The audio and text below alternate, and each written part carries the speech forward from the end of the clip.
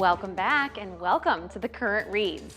Every other Wednesday, we each pick a different library to check in on and see what people all over our viewing area are reading. And so far, count them, we've been to 19 different places on both sides of the river. And this week, for our 20th stop, we are headed south of Moline to the Galesburg Public Library.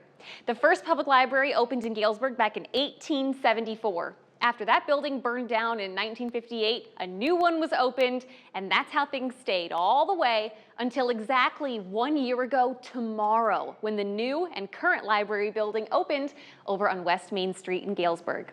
So joining us today with 3 books that readers in Galesburg are loving right now is Kayla Whitmer, Reference Department Supervisor at the library. Kayla, thank you so much for being here today. Can you believe it's been a year since your new building opened? No, I know everyone's really excited. We even have a party planned for tomorrow from 12 to 2. Oh, that's very exciting. So people can stop by, celebrate the library, and check out these books you recommended. Let's start with the first one. You said this book has been high on your checkout list for what, like 3 years now? Tell me about Nettle and Bone. Yeah, so Nettle and Bone, it's by T. Kingfisher. That's a popular author among all of us readers, I hope. But so she's high on the list of our checkouts, even though this book came out in 2022. I ran a report for like the beginning of this year, and she's still very popular with this one. So it's about Mara. She's the third born daughter in this family where she's sick of seeing her sisters abused by this prince, and she's like, okay, no one else is gonna do it. I'm gonna have to fix this problem, right? So she kind of goes on this like sort of like a road trip where she needs to perform these impossible tasks, but of course she performs them, right? Like, spoiler alert, but I mean, it's pretty obvious from the get-go. But I think what makes it really appealing is it's a pretty cute, like found family fantasy. Mm. I think that appeals to a lot of readers. It's very cozy. Yeah, I think a lot of But fantasy books too are like the princess that needs saving, and this kind of flips it on its head. yeah, and my favorite character is the demon chicken, so fun characters. I love it. Well, let's turn on to your adult book club. One of the books that you picked for May is The Heaven and Earth Grocery Store. I mean, this book has won just about every award there is. Tell me what it's about. Sure. So, I actually just started reading it for book club, so I could be prepared. But it starts off with the construction project in 1972 in this town in Pennsylvania, where they find like a skeleton at the bottom of a well, and there's kind of like this mystery element to it.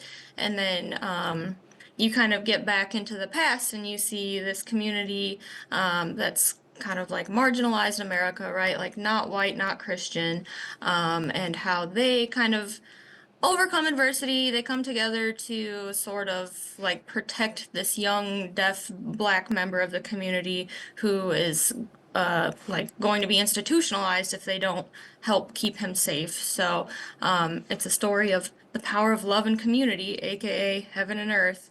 So it's I think this is gonna be a good one for the adult book club for sure.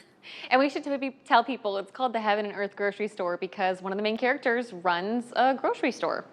Yeah, I thought there'd be more to it than that, but that does sum it up. I know, that's why I was like, oh, we should mention it. Okay, and the last book that you picked for us today was for this year's Galesburg Community Read. So it's got Yes. a long title. It's called Correction, Parole, Prison, and the Possibility of Change. What is this one Yes. about? This one, it's by Ben Austin. It's an account of he kind of follows 2 men and their path towards parole, and he does a really good job of tying together like the more emotional narrative piece with the 2 men, and then tying in statistics and facts and kind of exposing things that might be wrong with the system, ways that the system could change potentially. We actually had him join us for a virtual discussion where he joined us, and then we had a group from the Kiwani Life Skills Reentry Center join us. So we had a really fruitful conversation between the author of the book and people who are actually incarcerated and going through this, right? So it's been a really good community read pick this year. Wow, I cannot imagine what that conversation was like. But you guys are taking it a step further. You got an event coming up on Tuesday that's all about this book. What are you doing? Yeah, so our finale is going to be it's a letter writing event. So we're we had made stationery earlier in the month for one of the events tied into this book, and we're going to use that stationery to write letters to people who are incarcerated at Hill facility here in Galesburg. So hopefully if people have attended the discussions and read the book, they'll have an idea of what they want to write.